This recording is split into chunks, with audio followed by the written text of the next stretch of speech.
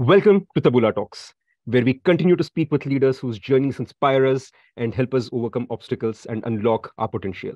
My guest today is one of the most respected leaders at Taboola, whose journey is filled with such anecdotes that one can't be faulted for thinking that we are speaking of a celebrated sports person and not just a business leader. Harel, given the various things that you have done and continue to do, it was actually a bit challenging for me to decide where to start from. So I have a deal for you. If you promise me a 50% hike, I'll stick to the easy questions. Take the challenging route, Shashank, as we like. Damn, as much as I like that, I don't like the other part, which is not getting the 50% hike. So I'll now stick to the script that I have with the questions that I have prepared. So thank you, Harel, for doing this. And where do I start from? I think let's start from the very beginning, a good place to start, as it was said in Sound of Music. So reflecting back, Harel, how do you think, in a sense, your early life or student experiences have influenced your professional life or your approach to work? First, thank you, Shashank, for inviting me and taking all the effort to lead that for the last 2 years. I think that this is a very interesting approach to go and listen and learn from others' experiences. So Absolutely. studying, I mean, when you mean from university, undergraduate, or when I was younger? Probably younger, when probably you were in your teens. I surprisingly, I like school. I mean, I like to learn. It was very interesting to go with my friends and try to learn more and more and more. I can remember when I was younger, I was fascinated by a book that we're all familiar with. Usually, we do not read as a reading book or a novel, but more on some of the classes when we are younger, and it is the Bible, the old Bible. And I was fascinated about that because this is a very interesting story. And there are elements there that at least the people that try to explain about the Bible is that there is no future, present, and past. And you can find different aspects that may be reported, or the story is later on in the book or in the Bible, but they actually happened before. And I was fascinated about the different elements that is required. And there is a very nice competition in Israeli Independence Day. And during this competition, there is a competition about the Bible. And I remember when I was sitting with my grandfather and my grandmother every Independence Day together in the house, and we were watching that. There was one channel in Israel, and back then when you had a big TV, color TV, it was very interesting to see. And I remember that I was sitting there when I was young. And when I become a bit older, like 15 years old, I said to myself, okay, let me try this competition. So I read a book. And every step along the way, they're giving you some focus stories or focus chapters for this book.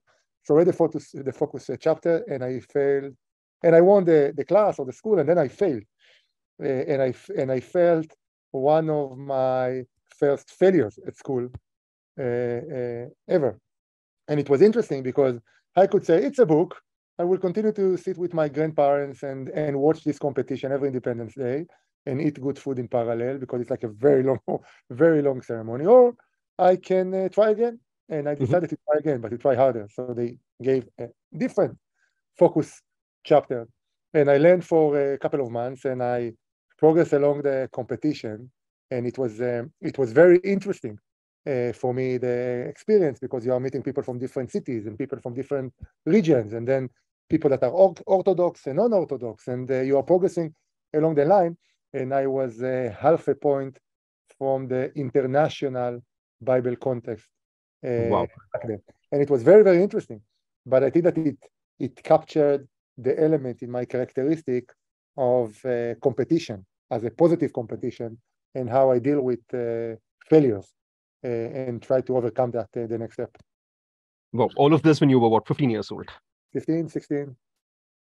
All right. So school happened, 15, 16, you did this, and then I'm assuming college. So anything interesting from your college days that you would like to share? So I like to study. Unfortunately, since I got into more focus on the career and managing teams, so I have less time to formal study in the university. But I did my undergraduate in engineering, and then I have 2 master's degrees.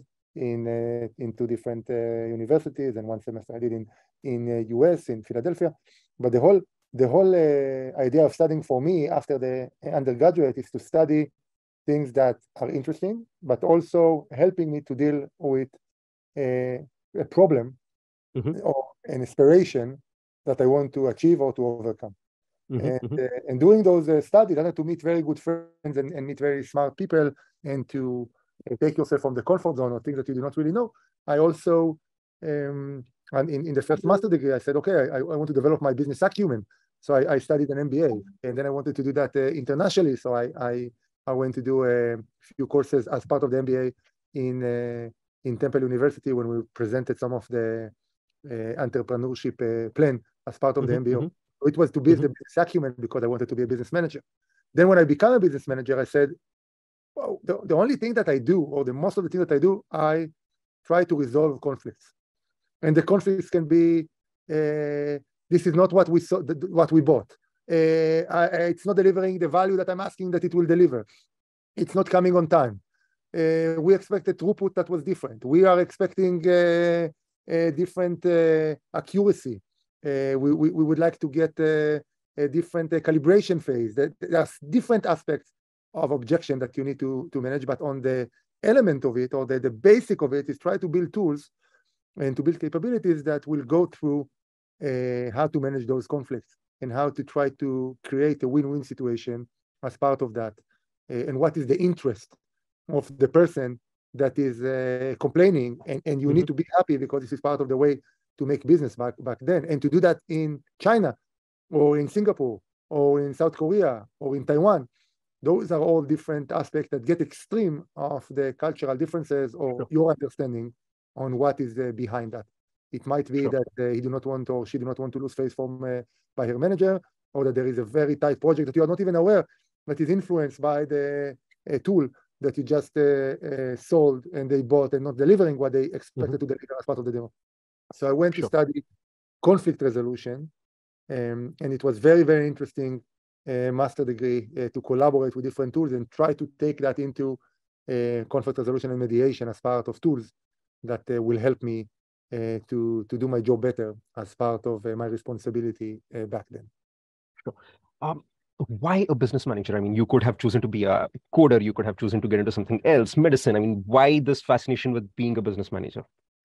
So I didn't start in this way. I started in an operational team that was supporting and manufacturing a very high complex engineering tool in the semiconductor industry. When I was sitting in my cubicle and trying to design something, I remember that, and I will never forget this specific image in my mind. I saw someone from the company walking with a suit with 6 people from Asia side to him, and he was explaining things and moved to a room. And it was a bit strange for me after I didn't visit Asia before, and I knew that this is the biggest market for the company back then, and this is where semiconductors are being manufactured globally. And I asked my cubicle colleague that was 10 years older than me, I said, what's going on over there? And he told me, go back to your design. You will never get into those rooms and meetings. And again, triggering my competition element, I said, okay, let me figure it out myself. And I understood that he was a regional business manager for the whole APAC, and there was a demo for a client from South Korea. And he came to present the demo results in order to create evaluation for the new review team that was manufacturing in this company. And I said, okay, but what is this profile? Am I being eligible to do that? And I understood that in order to do that, you need to be either master in physics or PhD in mathematics. And I had no intention to go back and study those. And I said, okay, but most likely they need a way to find a way. And in my department, overall division, it was not connected to the business division. It's a totally different division that managed the business on the application level and in the business level. So I opened a basketball team, and during this basketball team that I was not a bad player, I was okay. So during this basketball team, I invited many people from the company, and then I found those application engineers that are doing all those demos. So I told them that I will pass them the ball and give some assist, and they will score and play if they will teach me about what they do. And so it happened, and they teach me after time, after school or after work, and then they off hours, and then even they allocate to me the ability to do a demo. It was Saturday between 4 a.m. to 7 a.m. No Wow. one actually wanted this time slot, obviously. When I was coming there and studying, and then there was an open position, and I made this person in the corridor, and I told him, Mr. Shammai, I want to apply. And he looked at me and said, Harel, I know you, but how is that even related to what you do here? So I said, give me a try. No, someone gave you a try when you are, give you this opportunity when you were younger, right? He said, okay, let's do that. And he interviewed me, and then he said, okay, if you know something, go and figure this out. And he gave me a wafer, which is a semiconductor wafer that you need to find and find defects and try to create the images out of those defects that influence the process of the semiconductor and bugs in the semiconductor process as part of the transistor manufacturing. So I said, okay, I will do that. And after 48 hours, I came back with the demo report. And then he looked at me and said, you are here again. Okay, let's see what it's in. So he asked the technical person in his team to come, and the technical account manager, and they looked at that and they said, it's not a bad start. So then we opened the conversation, and he's the one that gave me the real opportunity to do something different out of the comfort zone. And I literally started almost half a year of onboarding before I was even got the privilege to talk to a client. I could only listen, or some of the times I could not even join a video conference because they didn't want to see anyone that cannot contribute to this discussion on those calls. And I will never forget this opportunity. And still, this regional business manager that now is managing a totally different business as a sales VP sales in a security company, is still a very good friend of mine. And he's coming to have dinners with my family every second Sunday for the at least last 10 years. So it is very good friendship that we build, that started with this demo and this image that I got in my mind of him taking clients to a meeting in the same building that I was sitting. Wow. So there are two things that happened. One is thanks to your ex-colleague who challenged you and told you that you can't do it, because of which you actually ended up doing it. And in the process, you also seem like actually found a great mentor and a friend in Mr. Shamir. So I think that sounds wonderful. So Harel, while you were doing all these things and then you moved on to other roles, so on and so forth, how did Taboola happen? So as I hope that you understand, I like to study and move myself from the comfort zone, but it also need to be in a linkage to what you aspire to do and where you want to find your career. So you cannot come and in my point of view, you cannot do being an accountant and then become VP R&D without doing something in the middle and trying to contribute into that. So my linkage was always the connection between business, technology, and operations. And on top of that, I moved between different positions and different companies. And the industry is, in my opinion, less important, but the competency and capabilities and experiences are building the ability to deal with different use cases. And I moved between semiconductors to printing, to application in printing, to contact center, SaaS, enterprise software, to ATEC. And those are different businesses, but the uniqueness of all of them that have a very big transformational element in the technology that they are representing. There is a very complicated technology in the base of that, and there is good leadership that is driving this organization forward into success with a vision and with a mission. And there are clients that are healthy business clients that would like to contribute to this business and the company. And this is how back then there was a change in professional services, and they asked the VP of R&D Supply, Yochai, to lead support team for Taboola. Back then it was built a bit differently, and Yochai approached me as part of a connection of a mutual colleague that used to work in Taboola, but also used to work in my previous company, and said, okay, I want to meet you and learn more about the support and how you deal with that. I'm from the R&D. I have no clue on even how to start, but this is what Taboola asked me to do, and I will do that. And only that triggered my attention, because I didn't see and I didn't know many senior R&D leaders that will go to this washing machine of support of dealing in very intensive organization in order to fix issues and deal with all the issues that no one else could fix in the past, and then to contribute to the quality and the success of the organization. So we met again. Then I met a few other people, and eventually I am privileged to get the opportunity to join the Taboola under Eldad as a VP of Professional Services, and since then working closely with almost the same leadership team to try and all the time improve the customer centricity and services that we are providing for our external clients and internal clients. Sure. So you mentioned about the challenging aspects of customer support, and you in fact used a very nice term, washing machine, to kind of fix all of these things. Now, the question that triggers in my mind is, given that you, at least for the last 1.5 years, you've been managing two of the largest organizations within Taboola, how are you able to manage between covering a wide spectrum and also have a very in-depth understanding of those?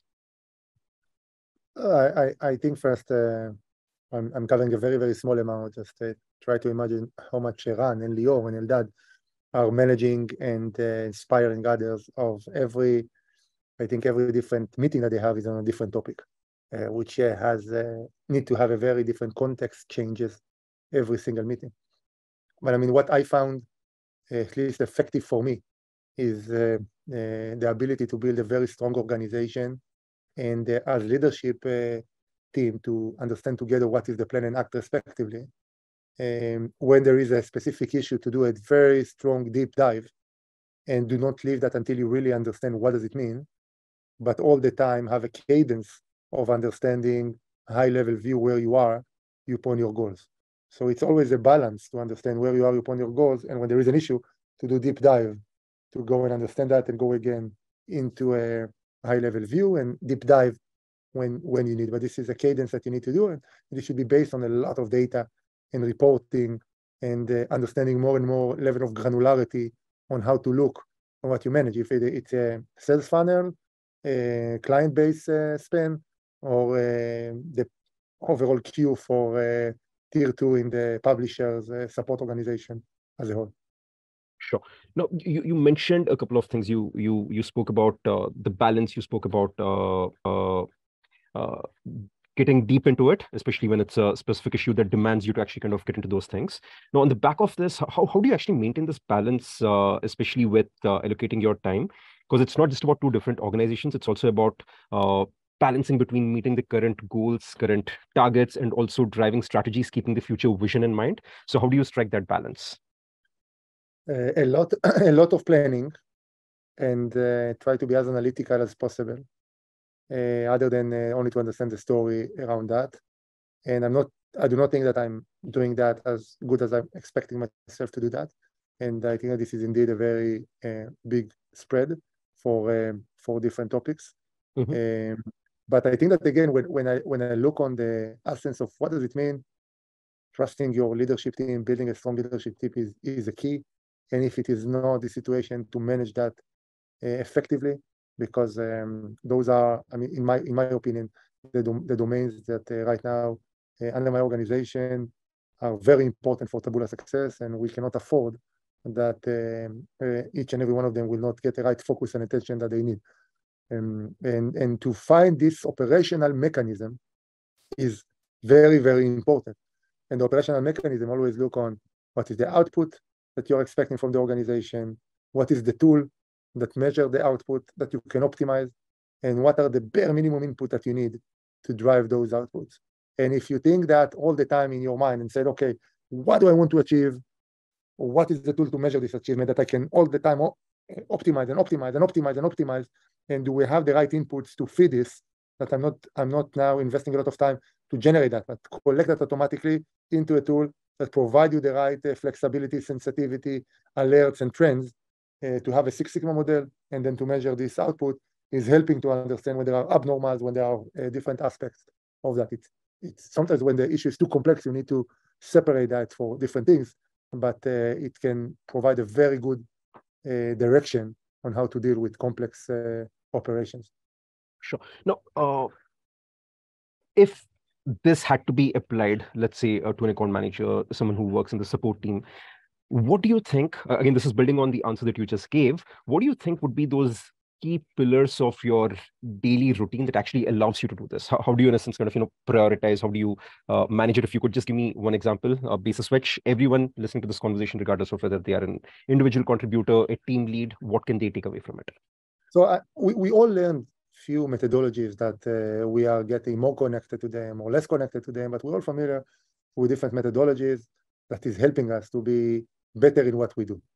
And being an expert is not easy at all. To drive to expertise is also not easy and different. But answering this element, I think that the model that I like very much is a model that is called 7 Habits of Most Effective People. Mm-hmm. And those 7 habits of most effective people giving you some tools in how to look and how to behave to understand that better. So if anyone, regardless of what role you are doing, to do first thing first will help you to prioritize. To seek to understand before understood will help you to understand what is the ecosystem and what kind of dependencies you create or dependencies that you have in order to understand that and the person or the department that is in front of you. Or sharpening the saw will create a continuous improvement plan. Those are all different habits that if you always think about that will help you or might give you some structure for those that like the structure to continuously improve. Sure, sure. Harel, lastly, in this segment, what is that one thing? Because you mentioned about this, that you feel that, you are probably, that's also because you set such high benchmarks for yourself that you say, and I think that's also because there's a lot of humility over there when you say, okay, fine, I'm still trying to do a lot better than what I am. But what do you think is that one thing that you're trying to get better at as a leader? What do you think would that be? I would say that it's not one element. We just completed a survey that's called Strength Finder by Gallup. Mm-hmm, mm-hmm. I recommend people that are now thinking about their career go to take this survey. It's a paid survey that the basic element you are answering for 30 minutes, multiple Mm-hmm. questions Mm-hmm. about what is your perception upon different statements.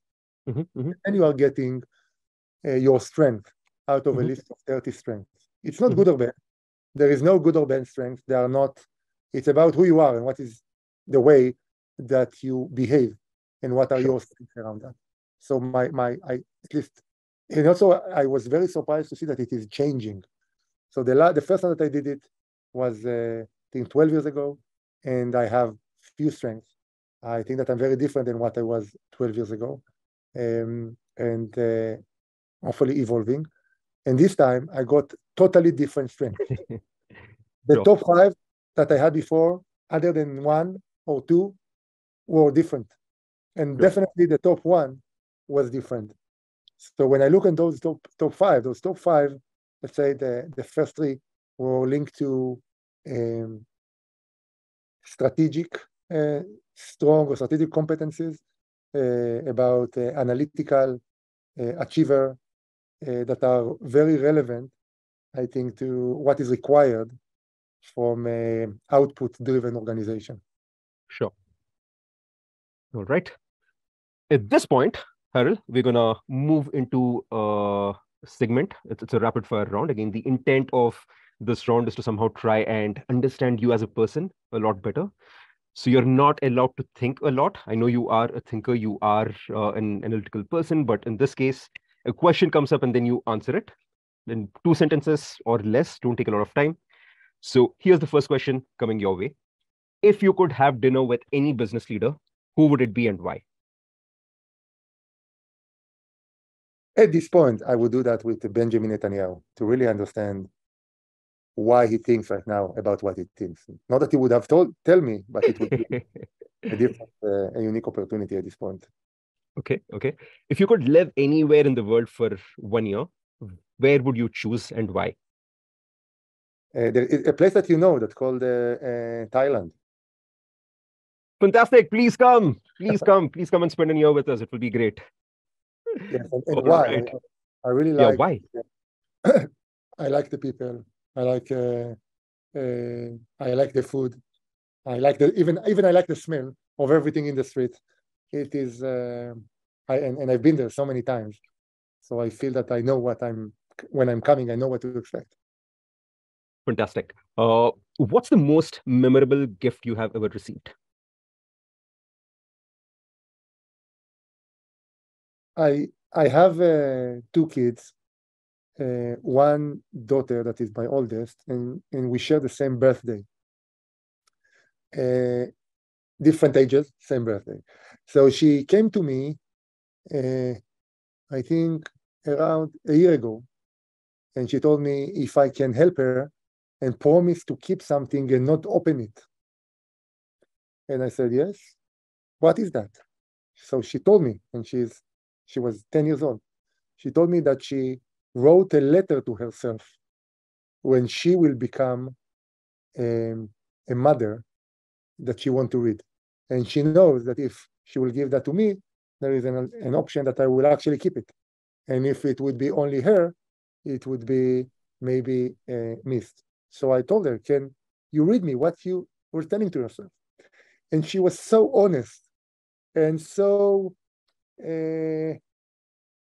direct about her expectations and what she observed, that it was very, let's say, it was mesmerizing experience. So definitely I keep that, and I keep that hopefully I will give that to her when she will become a mother. But it was very nice to see someone that is connected to you, that is part of your family, doing something to herself 20 years or 15 years or whatever it will take to do that. Wow, that's such a sweet story, Harel. Moving on to the next one. If you could have any celebrity as your friend, who would you choose? You're not allowed to say Benjamin Netanyahu, that's already done, so someone else. I always look at Michael Jordan as well when I was trying to be a basketball player.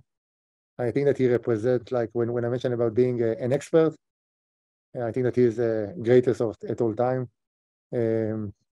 And it should not, I don't know if a friend, because friendship, in my opinion, you need to build your own experiences. I'm not sure that I have built experiences with Michael Jordan. Sure. But definitely to spend time with him would be a kind of a tick box on my youngest memories or dreams. By the way, I think at this point I should also mention, for those who will be listening this, when Harel mentioned he was okay at basketball, he played for the Israeli national team, and he was coached on the youngest. I mean, it's not in for the adults, for the 16, 17 years old. Fair enough. Age group, under 16, under 17 basketball team, which again is no mean achievement. And then his coach back then went on to coach one of the greatest to have played this game. Maybe Harel, if you want to give the name away. Yeah, his name is David Blatt. He used to coach the Cleveland Cavaliers, LeBron James, a couple of years ago. Fantastic. So common coach, LeBron James, Harel, common coach. So it's fantastic. All right. So what's the weirdest thing that you have on your bucket list? I don't know if it's weird, but I never do a skydiving. Might be interesting to do a skydiving. Okay, we'll keep that in mind the next time we travel to Dubai. We'll do. It will actually be fun to finally see you totally out of your comfort zone. I think that's going to be on our list. The next time we go to Dubai, it's going to be definitely that. All right. What's your favorite way to unwind after work? To be with my kids at dinner. I'm sometimes quite a lot missing that and not do that, but this is the best time of the day. To have dinner with them, to put everything aside, to laugh, to understand what they did, what they want to do. It's the best relaxation that I can imagine. Not anything else, not good food, not good drink, but this time. 100%. I can totally relate to that. Since you mentioned drink, what's your favorite whiskey, the best whiskey that you've ever had? The best whiskey. I used to be let's say some good experience with whiskey, and went for different lectures about whiskey and build a blue label myself with different ingredients of whiskey. but I think that I was very surprised to drink whiskey in Japan. I know that you told me to buy an Indian whiskey, and I have this name, but to drink whiskey in Japan 10 years ago, that it was not so famous as it is today, and to understand the differences between that versus Irish or Scottish or American, it's very different. Sure. I'm going to use this opportunity to drum up some business for this Indian brand called Rampur. So people who are listening to this, trust me, 5 years back, I would have never in wildest of my dreams thought that I would ever be advocating or selling an Indian whiskey. But trust me on this, try Rampur. I think it's called Tiguan, single malt, one of the best whiskeys that you'll ever have. All right, so moving on from this question to the last question in this segment. Harel, what is the one thing that you wish you had in your 30s?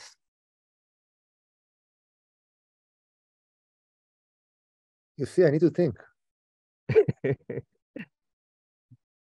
I actually You think had that everything. No, not that I had everything. I do not expect to have everything. I don't think it's a good habit. But I actually enjoying my 40s more than I enjoyed my 30s. So I can say that I had more hair in the 30s, so I would lose less in my 40s.